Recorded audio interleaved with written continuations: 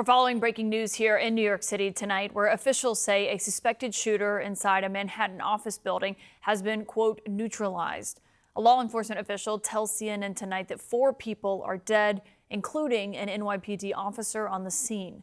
Police believe that a man with a long rifle walked into a Park Avenue skyscraper just north of Grand Central Station this evening, with law enforcement sharing this photo of the person believed to be the gunman entering the building. You can see there in broad daylight with a massive gun in his hand. It's that building that houses the corporate offices for the National Football League, Blackstone, and the accounting firm KPMG. Multiple law enforcement officers tell CNN the shooter was found dead inside the building from what officials believe to be a self-inflicted injury. Right now, the New York Police Department says they believe the shooter acted alone. And this hour, the mayor, Eric Adams, says police are searching the 634-foot building floor by floor. The FBI is on the scene right in the middle of the country's largest city to assist with the investigation tonight. I want to go straight to CNN's Shimon Prokupecz, who is live on the scene in Midtown Manhattan. And Shimon, you've been there for hours watching as this developed. Obviously, we can still see behind you there is a massive police presence still on the ground. What is the latest so far that you're learning?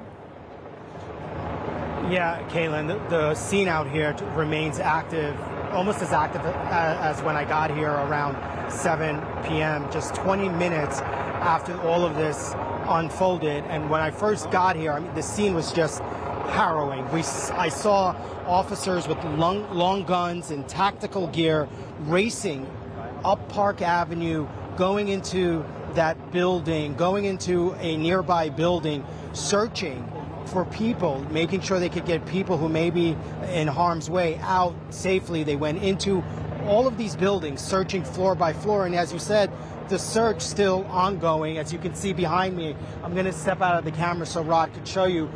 Many of the officers are still here. There are fire department officials. There are several ambulances, as you said. The number of dead has grown. The police and emergency officials still very much searching the building, still here in the area. This has turned into a crime scene. Also significantly, a off-duty police officer who was working a paid detail here, which we see all across the country really, and really in New York City, where there are off-duty officers who are allowed to wear their uniforms, and they work to make extra money. It's essentially a way for them to make extra cash.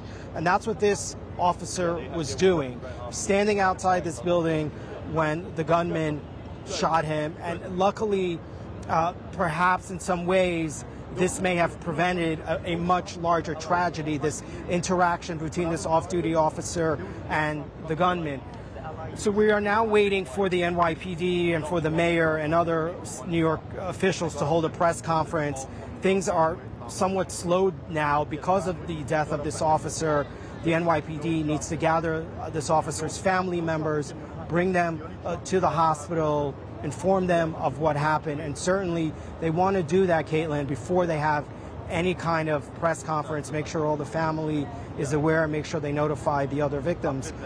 One of the eerie things, and I can't get this out of my head, is when I got to this scene, watching people in the building, and the building is just over my left shoulder here, watching the people in the windows who were in that building where the gunman was believed to be, standing there trying to figure out what was going on, and the NYPD just flowing in, running towards the building. It was such a chaotic scene in some ways, but also such a frightening scene, because even for those officers who were arriving here, if they weren't wearing tactical gear, they were being told to stay off Park Avenue, to go down the side streets, just in case the gunman started firing out of that building and this became a sniper situation. So that was the scene that was unfolding. Obviously much different now. Police are working this scene, and now sadly notifying family members, gathering those family members before they release any more information. They know a lot about the gunman at this point. Yeah.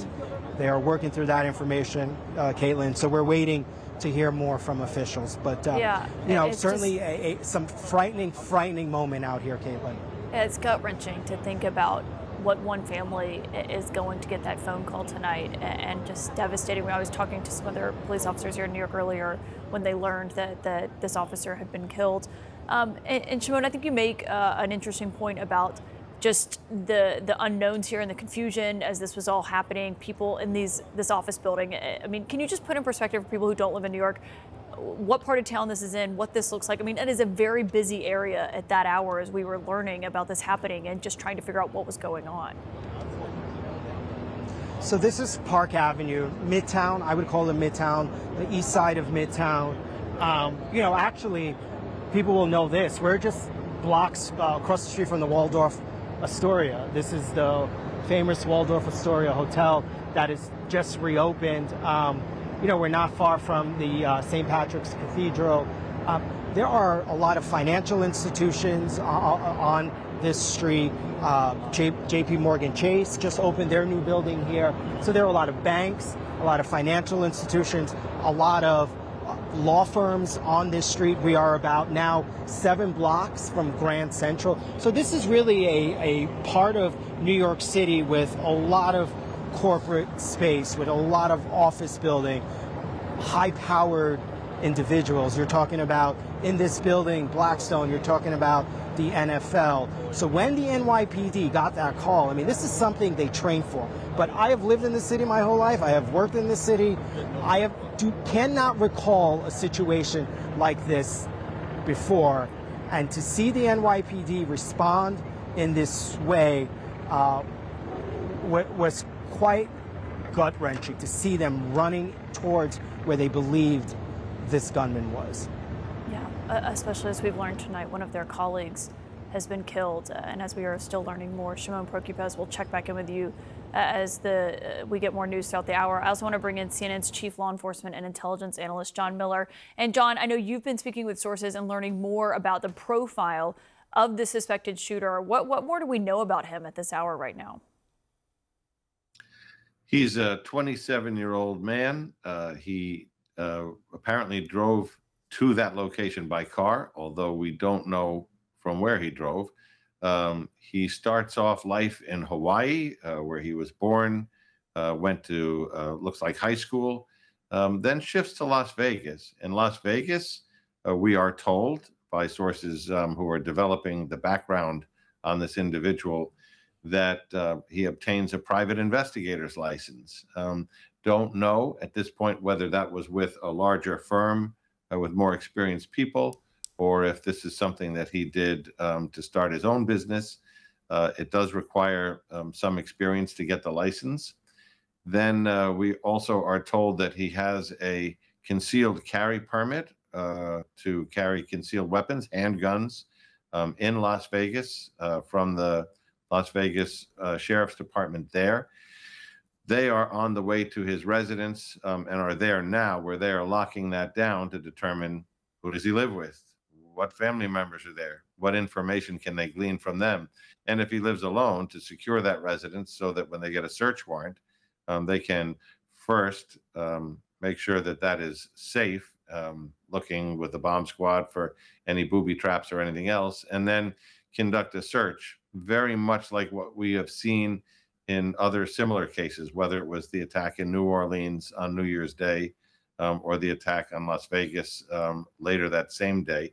This is a thing where you're putting together that profile of the suspect, because what they want to know is, what was it that brought him there? First, what they want to know is, was he acting alone? From all appearances, so far that's the case. But what brought him to that building? What was the target, which would tell us what was the motive?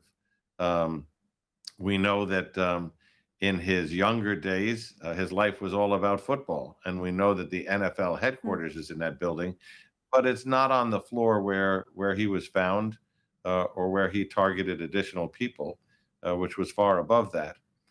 So they're really putting together the pieces. Well, and John, when they're putting together those pieces, I mean, two things. When you say that he had a private investigator's license and also a concealed carry permit, I mean, as you're putting this together and you're looking at this image, I mean, just alone, that image is beyond striking, to see someone just in broad daylight in the middle of Manhattan with a massive gun in his hand, walking into this office building. Obviously, there's tons of people on the streets of New York. He could have targeted any of them. He's going into this building. I mean, if you are law enforcement and you're digging into his background, knowing those three things, what are the immediate questions that you're asking yourself tonight?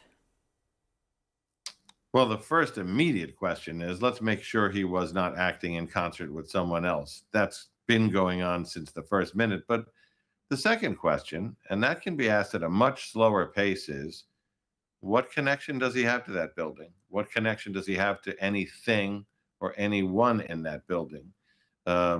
What can we glean from his social media, which I've been looking at, and doesn't tell us very much at first glance about what was going on in his life? Did he have some cause? Did he have some grievance?